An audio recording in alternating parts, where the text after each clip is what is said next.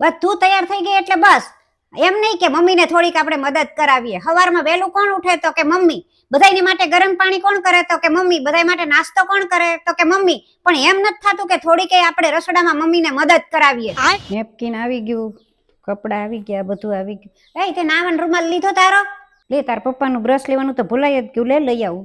હાલો, brush તો લઈ લીધું. એક કામ કરને, જાને ઉપરથી પપ્પાના રૂમમાંથી ને કાયમ ચૂર્ણ લઈ આવ ને, એમને રોજ રાત્રે જોશે.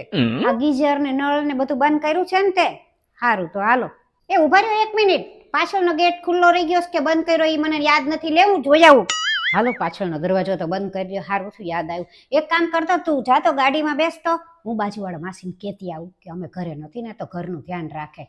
અને જો એને કહેતી આવું કે તાર પપ્પાનું ન્યૂઝપેપર આવશે ને તો એ લઈ લે, અને સાંજે પાછો દૂધવાળો આવશે ને તો કહેતી આવું કે દૂધે લઈ લે આપણું. મમ્મી આજે તો બહાર જમશો?